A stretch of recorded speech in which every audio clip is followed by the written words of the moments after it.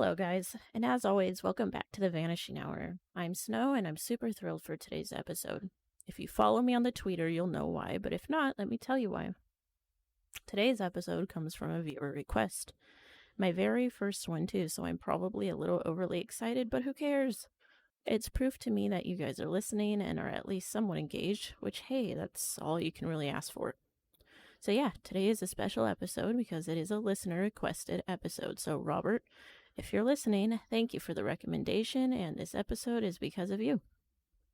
Also, a little side note, sorry if there's some background noise. We have the AC running, we got kids being little assholes and clickety clacks of keyboards and stuff. I'll edit it out the best that I can, but if it sneaks in there, my bad. I'm working on that. But anyway, also, I kind of wanted to put a little note in here. I'm sure most of you are well aware of this, but I will reiterate it for some in case it is a bit unclear. My podcasts and the cases that I cover are based solely on the public information that can be found pertaining to them. I try to make it clear what parts are derived from pure theories and rabbit holes of Reddit and what comes from accredited news outlets. Either way, I do this for my love and passion and eventually, hopefully, my career in true crime. I am not responsible for any errors in reporting or content used as sources for these cases. Obviously, should corrections be made, I will gladly clarify anything needed, but again, the purpose is to discuss the fate of these poor souls and to theorize on what could possibly have happened.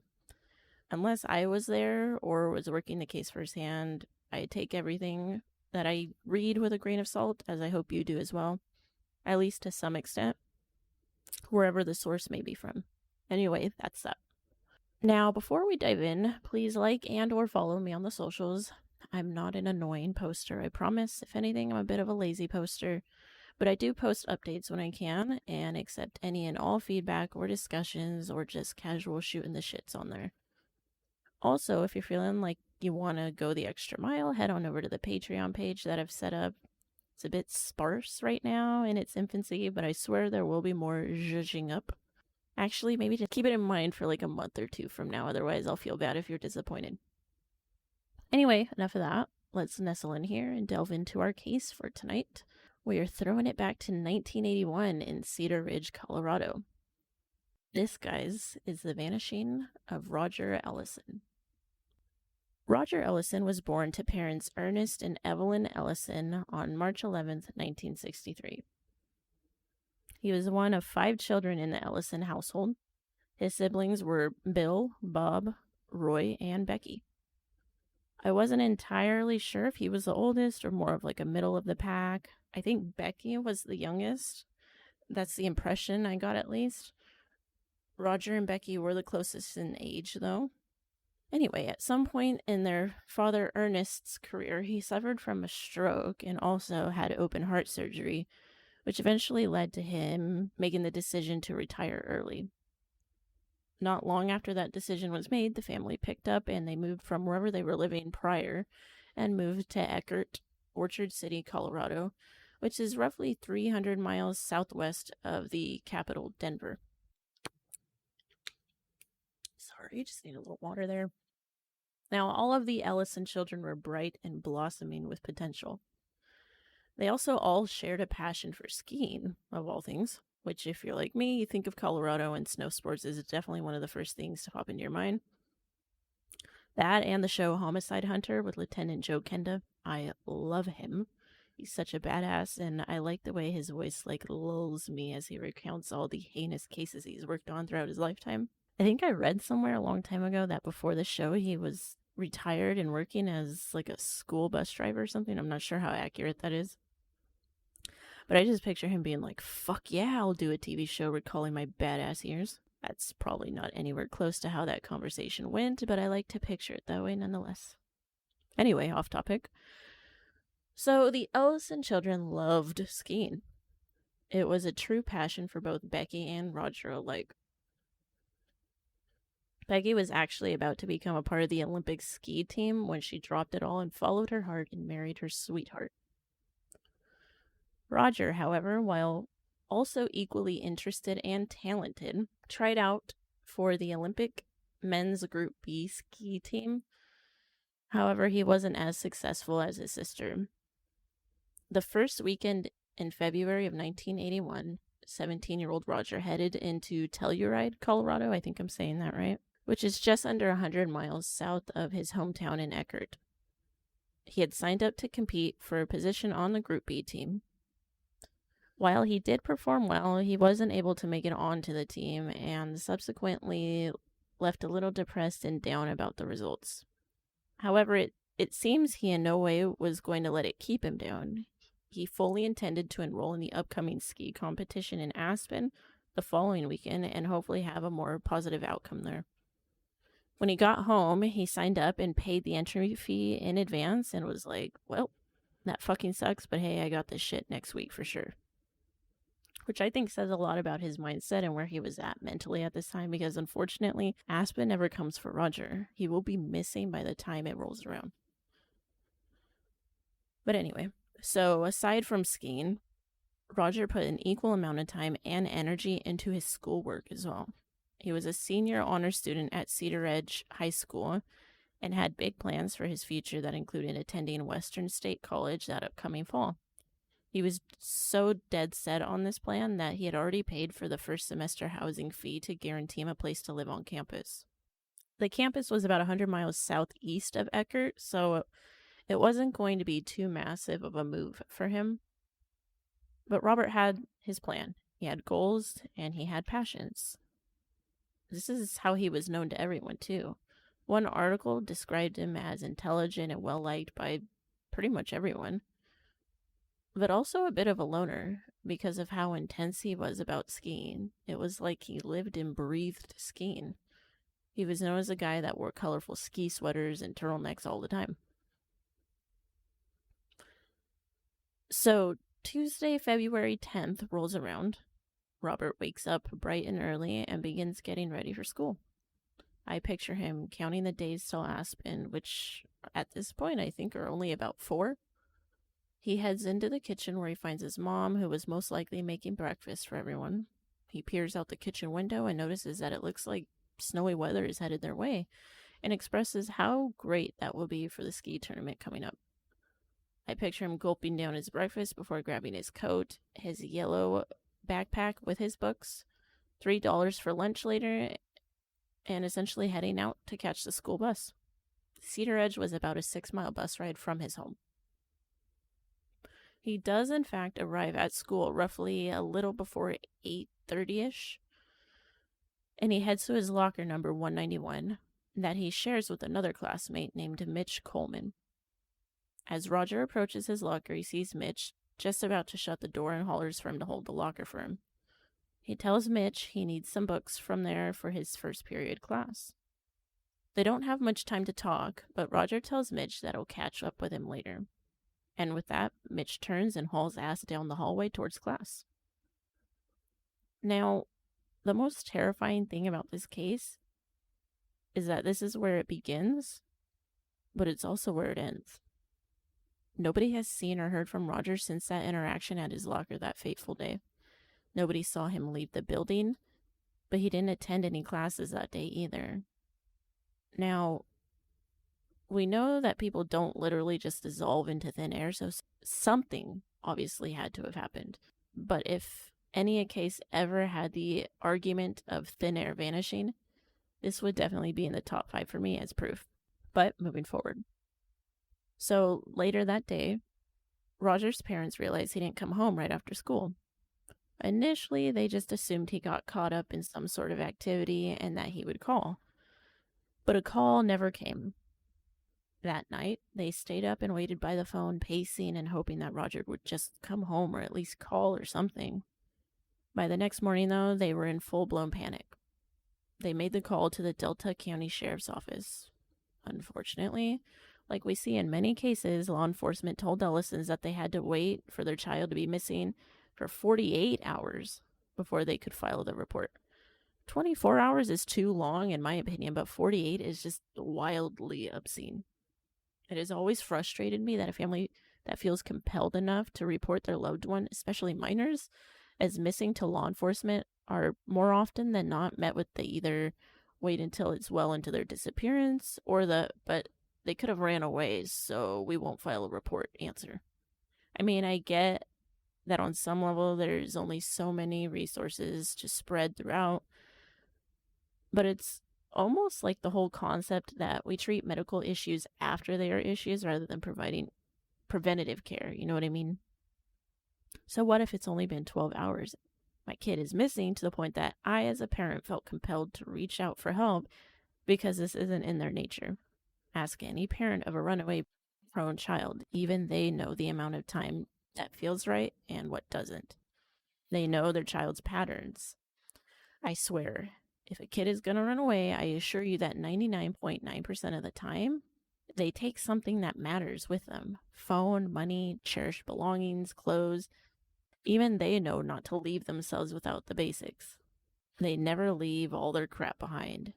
Why is it that law enforcement can take a case like this and many, many more just like it and chalk it up to a potential runaway within the first 48 hours?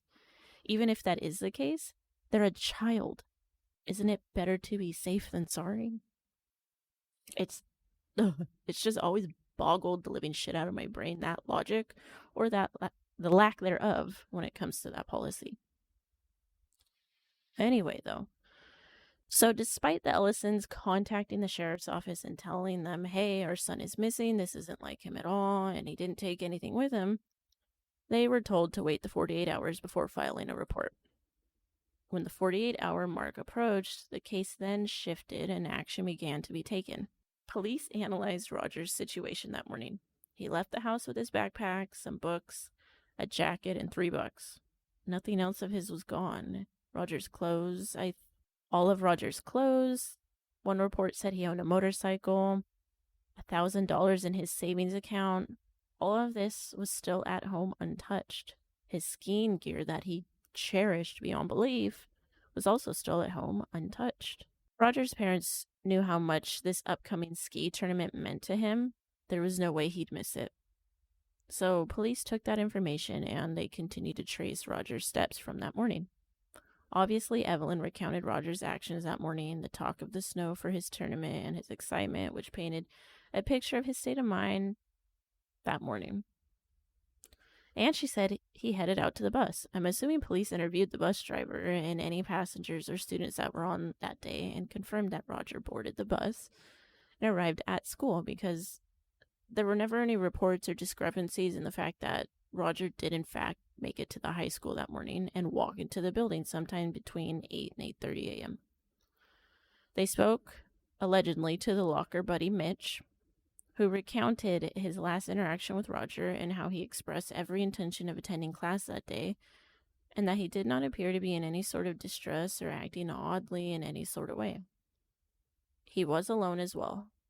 Roger's books that he exchanged in his locker that morning were in his locker, further corroborating Mitch's story that Roger arrived at school that morning. This, however, left police fucking bewildered. They had a perfectly routine morning that went off without a hitch, and then suddenly nothing. No direction to head in, no clues, no witnesses, no leads, nothing. At that point, I'd assume you just take to searching anywhere and everywhere. The Ellisons did the same. Evelyn stated that, quote, we drove down back roads, we combed the woods, we walked ditches. Gradually, it dawned on us that something terrible had happened to Roger and was happening to us. Months passed, and the investigation was just unable to pull anything up. I think with this case, the key to solving it early on would have been immediate action, but that just didn't happen. Again, Delta County Sheriff Wable didn't think...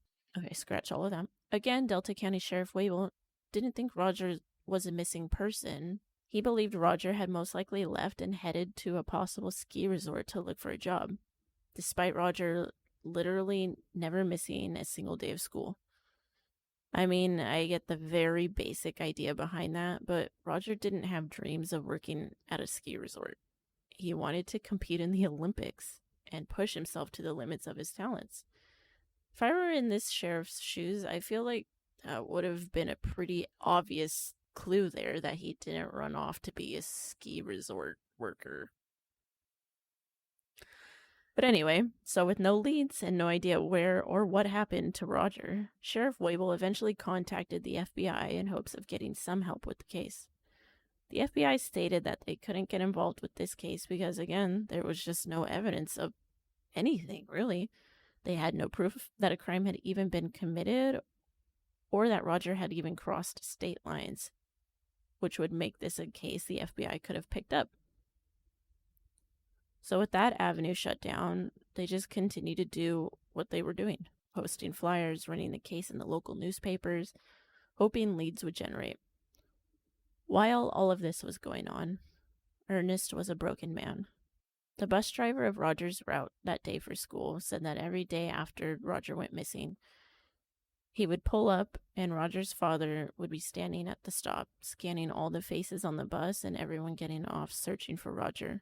Every time he was met with the same outcome and would just hang his head and cry. His family posted an $8,000 reward for any information on where Robert was, and they continued to hold out hope. In May of 1981, Roger's senior class graduated from Cedar Edge High School. A fellow classmate accepted his diploma for him. Some stated that the Ellisons watched from afar and just cried throughout the entire ceremony. Unfortunately, not long after Roger's disappearance, Ernest passed away. Being that his health was not great as it was, the added stress and heartbreak of his missing child was a lot on him, and many believed he ultimately died of a broken heart. In 1992, Evelyn, who also suffered from bad health and depression stemming from this loss, passed away as well. Both of them left this earth never knowing what happened to their son. The search is now continued on by Roger's siblings. So, all of that is pretty much what is known on this case. Everything moving forward, however, is kind of unclear. I've never encountered a case that I've researched that is just this unclear and shrouded in more theory than fact. Being that this case is 40 plus years old and has such little known evidence and general information, it has gained a lot of theories, rumors, twisting of information, and heated debate on the internet. I am going to try to do my best to unravel it all and keep it at a relative neutral, yet logical standpoint as we continue. So, this case seems to have only had one person of interest named throughout its entirety, and that is John Pash. John Pash was a teacher at Cedar Edge and was in fact one of Roger's teachers as well. Now, after extensive researching, it sounds like Pash was initially a social sciences teacher. However, there seemed to have been a need at the time for a psychology teacher to teach a course at that school. And as he claims, he had only taken a couple courses of psychology, and that, in the eyes of the school board, I guess, qualified him for the position. So at the time of Roger's disappearance, he was actually teaching psychology. I'm just going to assume that that was how they did things back in the 80s, and that teaching credentials were handled somewhat differently back then. But anyway, so aside from being Roger's psychology teacher, he was also the wrestling coach for the boys' team, going on his second year, I believe, at the time of Roger's disappearance. He lived extremely close to school campus. It kind of even sounded like it was on school property, although I couldn't find anything that confirmed that, but it was like extremely close. He lived at his residence with his wife and their 2 small children. So there were several reasons as to why he was considered a person of interest, all of which seem to have gotten a little bit convoluted, and it's hard to decipher exactly what happened, but here it is to the best of my ability. So on the surface of my research, most reports stated that Pash became of interest because he had been counseling Roger and was letting him turn in homework off campus at his private residence outside of school hours as a way for Roger to attend ski training more easily. There were also claims that Roger at some point approached Evelyn and had expressed to her, after Roger had went missing, that he felt Roger was suicidal after receiving an assignment from Roger that sparked this concern. Because of the statements he allegedly made to Mrs. Ellison, this caused him to be a person of interest in pretty much everybody's eyes. Some sources stated that Mrs. Ellison went to her grave believing that John Pash had something to do with Roger's disappearance. Now, strangely enough, in the summer of 2009, years after all of this, Pash decided to leave a long and aggressively charged comments on a thread regarding Roger's disappearance on the popular website Web Sleuth. He actually left like a two-parter. The first in July of 2009, where he specifically addressed several members of their community and kind of just tore into them. He questioned their level of intelligence, tore apart their remarks and speculation, and challenged them to grow a set of balls, essentially. A lot of it reads very angry and patronizing, and certain parts ring of suspicion for me. However, he did also try to provide clarification on several matters, which take it or leave it as you will. He stated that he never just randomly came up to Mrs. Ellison and was like, "Hey, your son was suicidal, and I'm pretty sure that he just walked off and killed himself." He says that that is nowhere near what happened. He agrees that he is in no position to diagnose anyone with any sort of mental health issues, and that the meeting was actually set up by a detective on the case after Mrs. Ellison expressed an interest in wanting to speak with him regarding the assignment work that police collected from him. He says that he rarely had kids do like work assignments, and that he was more of an interactive teacher during class time, I guess. But this particular assignment was different. He essentially wrote several questions down on the board for them. He wanted all the students to write out their responses and to hand in their papers to him, where he would then pick answers, write them on the board, and then have the class discuss them as a whole, while being able to keep the authors of the answers' identity hidden so as to not embarrass the students. After a few examples, the class ended, obviously.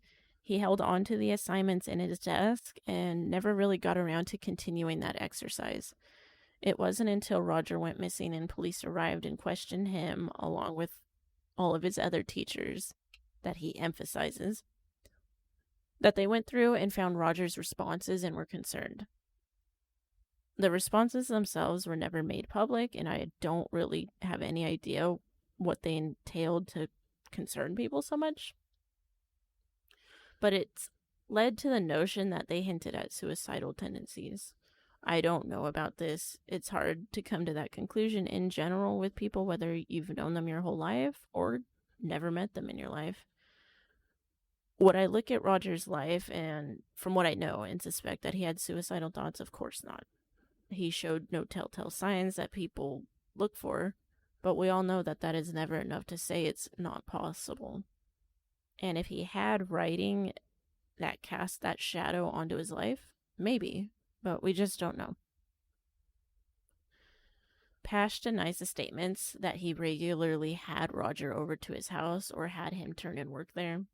He said it's not far out of the realm of possibility that it happened, maybe once or twice, but if it had happened, it was more likely that he had dropped the work off with his wife, being that during this time, Pash was busy coaching wrestling and wouldn't be home until well after 6 p.m. And if Roger was doing this for skiing, it had to be within the winter months, like December, January, of which he was again busy coaching wrestling. Another statement that has been made regarding Evelyn's suspicions of Pash was that she suspected he had been in Telluride the weekend prior, and that something had happened there that ultimately led to Roger's disappearance. I don't know if these statements were actually made by Evelyn herself. I personally don't really think they were, but I did find the connection tied to Telluride and his disappearance rather intriguing, so I dug a little into this. First off, Pash, if it's actually him, in this Web Sleuth rant states that the weekend prior to Roger's disappearance, while Roger was in Telluride, Pash was in Denver. He had traveled with the wrestling team who had a championship match held there that weekend.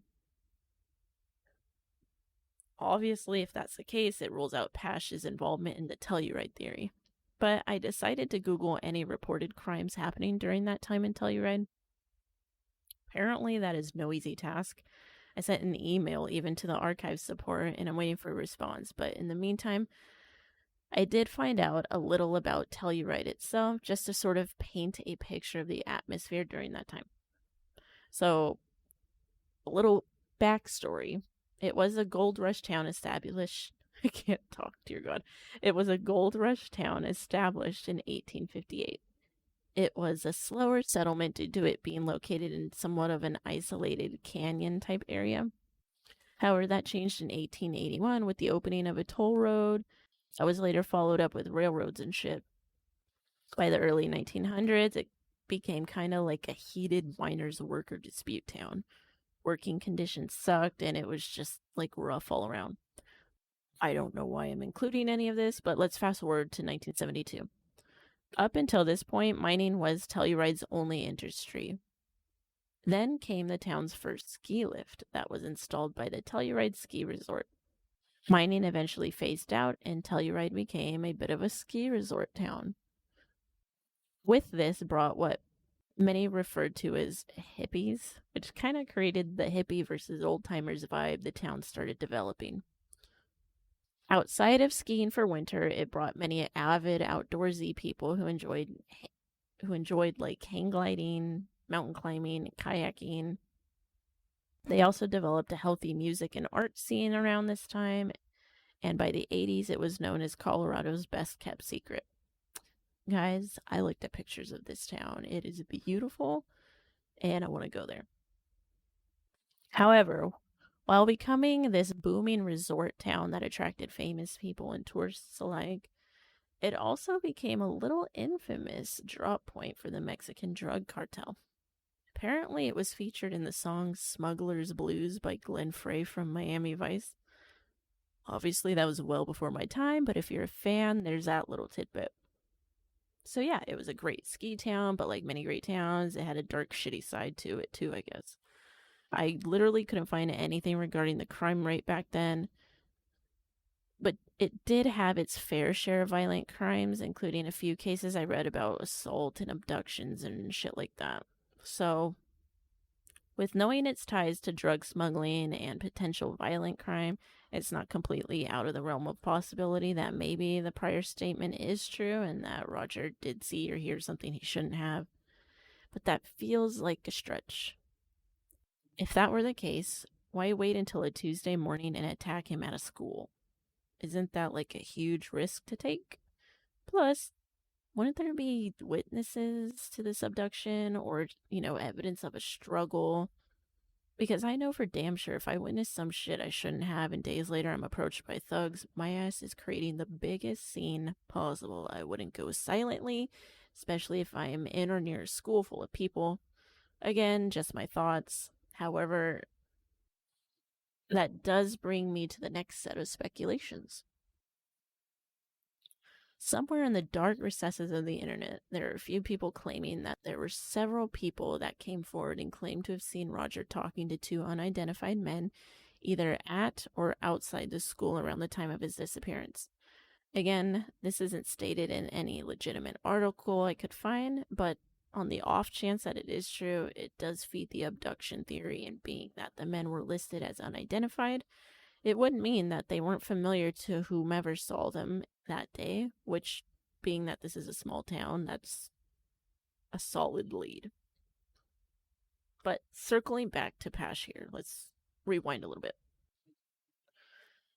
In response to his second half of his rant, there was an anonymous comment made by someone claiming that Pash was lying about not having students at his house, and that the house was notorious for drugs and drinking, and that Pash lured students there, especially at-risk students with self-esteem issues, and did unspecified inappropriate things to them. They claim that they know this because they were there firsthand and experienced it themselves. They lived with a lot of guilt and shame, and by the time they had the strength to report it, the statute of limitations was up. Pash has yet to respond to this. I haven't seen any follow-up to these allegations. Again, I don't even know the validity of them. I don't want to side with either one, either way, because of that. If it is true, it shines a huge light into this investigation. If it's not true, then it's just a sick fuck interfering with a missing persons case. I hate not knowing either way, though. Overall, though, there seems to be a confusion regarding Pasha's involvement in this case, if any at all. The Charlie Project states him as a person of interest, which Pash makes clear that doesn't mean suspect. It means a variety of things on a varying level of relevance, not suspect. However, many state that law enforcement never actually claimed him as a person of interest in the first place. I think, given the assignment and potential homework turning in situation he can't deny, he has been named a person of interest. He has info to provide to the case, hence making him a person of interest. Regardless, by 1984, Pash moved out of the area to California, of all places. He sold his old house and is apparently taking to Web Sleuth to defend himself. Now, in 1994, Delta County Sheriff Bill Blair was now working the case. He believed that Roger never, in fact, left Cedar Edge that fateful morning, leading him to believe his remains were located somewhere in the property. Somehow, that led to the conclusion to search the nearby mortuary. They brought in a necro search team that analyzed the area and found 6 spots where the land below the surface was thought to be disturbed. 2 of which were beneath the concrete garage floor, and the other 4 were in the yard. Some reports state that they searched the areas, found bones that were later tested, and found not to be human. But others state that no further testing or digging was ever performed on the premise. Now I know what you're thinking. It's a mortuary. I'd assume that in some way it's tied to a cemetery, given that a lot of them are. Well, the problem was the mortuary wasn't a mortuary in 1981. Ironically, it was the home of none other than John Pash. Pash again addresses these allegations in his alleged Web Sleuth post, stating that he doesn't know anything about that. The only digging he ever did on his property, or, disturbing of the soil, was for rose bushes and anchoring a swing set. Nothing more. He also states that at the time he was living there, they didn't have a garage. They parked on the street in front of their house. It's intriguing, but it's also completely plausible that when the mortuary took over the property, they had to do some digging before building a garage. It makes sense, but it's also quite coincidental, if you ask me, too. Now, in 1998, it's said that authorities looked into contacting a psychic by the name of Claudia Waterman. Never heard of her. Claudia claimed she saw Roger buried somewhere on the south end side of Grand Mesa, which is maybe 18 miles north of Cedar Edge. She claimed to see a dirt road lined with tall aspen trees to the left of the road and a creek path to the right. She also said that he wouldn't be all the way up the road due to the killer being in a hurry and not having time. Being that they literally had no other leads to go off of, Sheriff Blair investigated it, and he came up with nothing. Shortly after, he is allegedly claimed to have made the following statement. Quote, "I don't have anything that ties him in with anything. I've always been concerned with him having to go to Pash's to turn in his homework so he could get off to go skiing." End quote. Obviously, this is in reference to Pash and his involvement with the case. Again, this was in one article claiming to quote him, should it be true, along with the other articles stating that Mrs. Ellison confirmed the arrangement that Roger had with Pash to turn in his homework. It again casts a dark light into Pash's corner of this investigation. Very rarely am I ever torn on my opinion of a person's guilt or innocence when I read into a case. I usually have a general idea of the impression I get, but this one has me thrown a little. I genuinely don't know what I think of Pash. It's easy to lean into the idea of his involvement when you consider the allegations and the half confirmations, but it's also completely possible that it is all blown way out of proportion.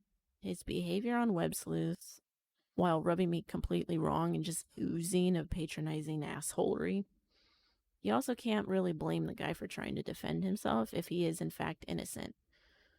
I don't know if web sleuths is the best way to go about it. Maybe try like Lester Holt or 2020 or something where it actually matters. No offense. But again, maybe that wasn't even him. But the poster knew a lot for it not to be him, so I'd be fucking shocked if it wasn't. Anyway, in September of 1998, some unidentified man came forward claiming he was sick and dying, but that he had a secret that he had been withholding for many years and wanted to talk about it to authorities. The man claimed that sometime very shortly after Roger went missing, him and a buddy of his were out in the woods just northwest of Cedar Edge and were essentially just poaching out there when they came across a very weird scene. They claim that they came across who they believed to be Roger, who was either tied up or tied to a tree. It's unclear which. And was being held at gunpoint by maybe one or two other men, potentially with a shotgun, and it appeared to be over a drug deal gone wrong. The two poachers apparently booked it after seeing this, and as they were running off, they heard 2 gunshots go off a couple minutes later. Being that they were essentially trespassing and poaching, they agreed to never talk about the incident again. Police decided to give the allegedly dying man a polygraph test, which he passed, and shortly after, the friend in the incident came forward and backed up his account. Due to this, a beefy investigative group was formed, made up of the DA's office, the Colorado Bureau of Investigation, the FBI, and anthropology students, whoop whoop, from the college that Roger ironically planned on going to, Western State. They all headed out there and extensively searched the area, but they came up with nothing. That's pretty much where that lead essentially ended. I mean, by this point, it had been, 18 years-ish? To find anything out there after 18 years of weather and animal activity would have been a fucking miracle. The issue I have with this theory is that they were so sure it was Roger, yet never said anything. I'm pretty sure missing teenager found, dead or alive, will trump any stupid poaching charges. Like, what a bad judgment call if that's actually what motivated you all these years to be quiet. His poor parents had died with no answers while you sat in your house scared of being outed as a poacher. What a moron. If it was in fact Roger. Well, anyone really, but for this particular scenario. Personally, I think it's possible they saw what they saw. I'm just not convinced it was actually Roger. I don't really see how he was tied into drugs. I mean, he was a hardcore skier to the point of trying out for the Olympic B team. Don't they test for drugs at those competitions? If he was a user of any illegal drug, I feel it would have been well known and documented because of the testing that they do on their athletes. I just don't see how he would have been tied to a drug deal gone wrong unless it was a case of mistaken identity, which, hey, is always a possibility. But if that were the case, if he was taken by force from the school, wouldn't someone have seen or heard something? Wouldn't there have been any sort of sign of a struggle? I don't know. That theory's a tough one for me to chew on. Now, by the time 2005 rolled around, the Delta County Sheriff was now Fred McKee, and he told the local newspaper that he believed that Roger was killed shortly after his disappearance, despite his body or any evidence of a murder ever being announced. McKee said, though, that he believed that they had already spoken to key players in this crime who could help solve it, but that they were too afraid to speak due to their own illegal activity, either related or not to the case. He didn't elaborate further on that, though. In the fall of 2009, Cedar Edge underwent extensive renovations, upwards of $11.5 million worth, and many believed that in those renovations, maybe Roger would be found. Imagine how fucking wild and terrifying that would be, that 30 years later, a renovation reveals the location of a missing student. I literally can't even imagine. But yeah, that didn't lead to anything. A fellow classmate named Shauna Axtell claimed that after high school, she went to Mesa State College, and sometime during that, she encountered a man, quote, painted in white was her actual wording, which is fucking weird. I don't know if she meant that he was literally painted in white or like a metaphor or some shit. But she saw a man painted in white that looked just like Roger working as a mascot for Snowmass magazine in the fall of 1981. She said he looked so much like Roger that she felt the need to approach him. When doing so, the man like freaked the fuck out and fled and was gone. Aside from this alleged sighting, no other potential sightings seem to hold any water. To this day, nobody knows if it was in fact him. I don't think it was, personally. It just doesn't make sense to me that he'd wake up one morning a few days before a competition he was severely excited about.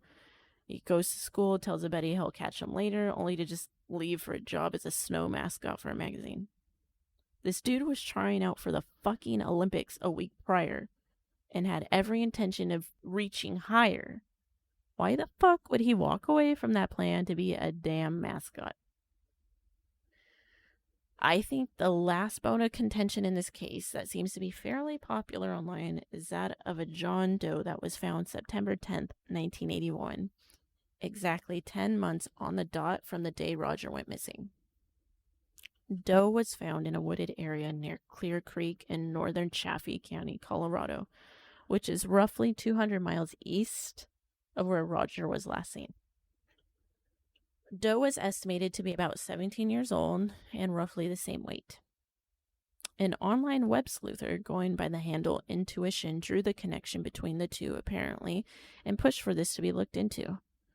Apparently, that gained traction, and authorities decided to look into it.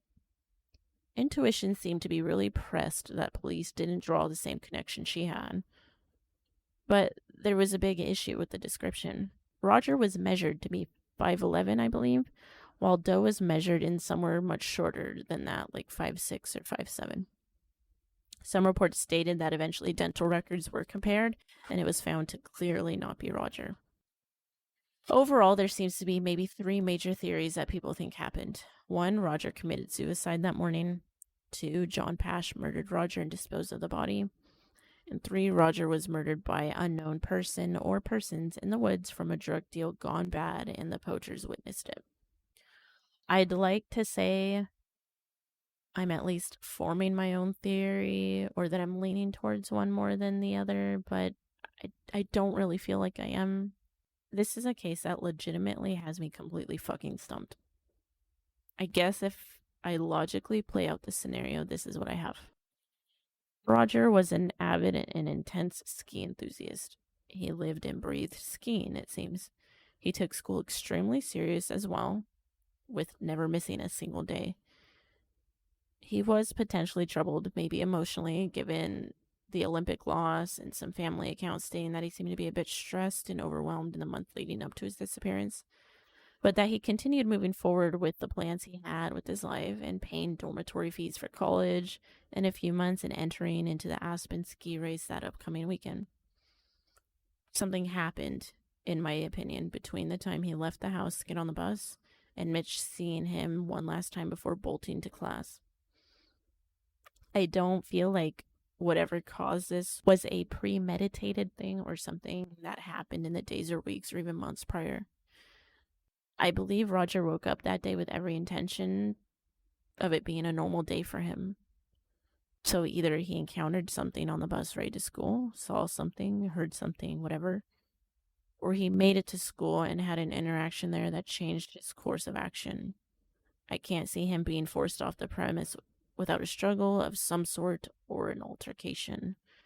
People would have seen or heard a 17-year-old boy making noise. He had to have been lured out with the assumption he'd either be back in time for class, or maybe it was even class related, like turning in work at Pash's, and was then intercepted on the way there, not necessarily by Pash himself, or maybe he felt there was an emergency and left. Either way, he left the premise of his own accord. What happened after that is completely beyond me. My gut says maybe somewhere down the line he was snatched. An empty street or something, maybe he was robbed and told to get into the vehicle and did so. It has to be something of that nature, away from the school site. I don't think he killed himself or walked off to start a life as a fucking janitor or at a ski resort or whatever the fuck the initial sheriff thought. Anyway, what's your guys' opinions? What do you think happened to him? What do you think of Pash? Or how the investigation was handled? I want to know. Let me know on the Tweeters, Instagram, YouTube, or even Patreon. This was a total mindfuck of a case for me, and I enjoyed researching it. There's something about people disappearing with zero inkling as to how or why that just lights your fucking skin on fire, but you want to know more. You need to know more. It's why I do these pods, and I'm sure it's why you guys listen. As always, guys, thank you for listening. I appreciate you. Stay safe out there. Don't go missing and end up a case I cover on here. Bye bye.